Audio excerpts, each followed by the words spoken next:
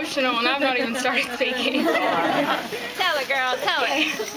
When I was a child, my great uncle used to catch water running over a Knott County hillside in a gallon jug. To this day, that water is some of the sweetest, purest water that I have ever tasted. There are still some pristine water sources in Appalachia, but they are being rapidly depleted by mountaintop removal mining and valley fills.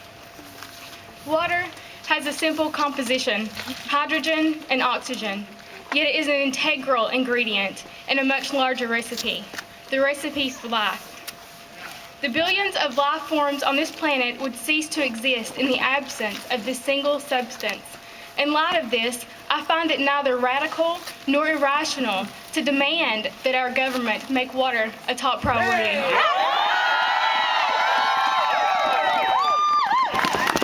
I used to think of water as coming in limited colors, clear, blue, green, but thanks to MTR, I realize it comes in a plethora of colors, brown, orange, red, yellow, and even black.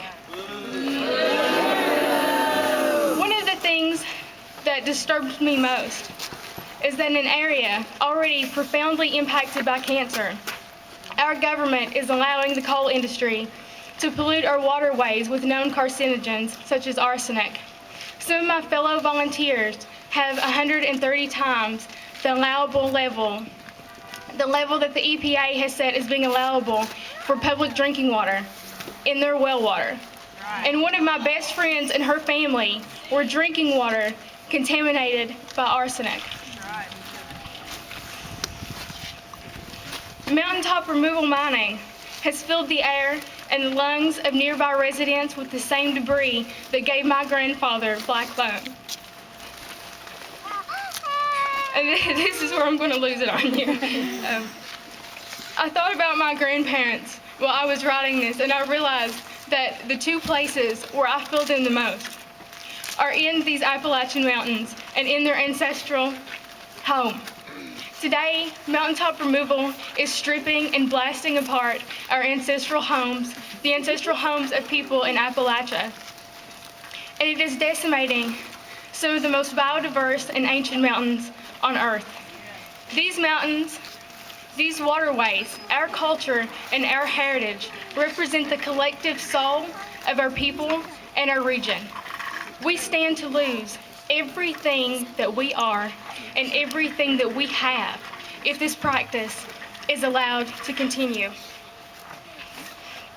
You gotta stop it. I have watched a lawless and immoral industry stealing that which I had hoped to pass on to my children. And once we have relinquished these things, they can never be recovered. My vision for Appalachia might be ambitious, but it is neither unreasonable nor unattainable. A future in which the natural advantages of being Appalachian are preserved for our descendants. I'm seeking an Appalachia in which we do not have to choose between employment and our environment, health, and cultural heritage. I want to see a diversified economy, one in which sustainable jobs and sustainable energy are the standard. In my grandfather's day, people wanted better options, and I think it's high time that we had some.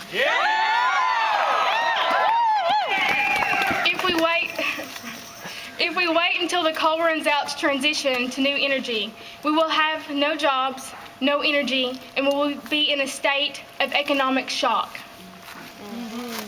For the preservation of our past and the protection of our future, we must ban mountaintop removal and valley fills and transition to a sustainable way of life.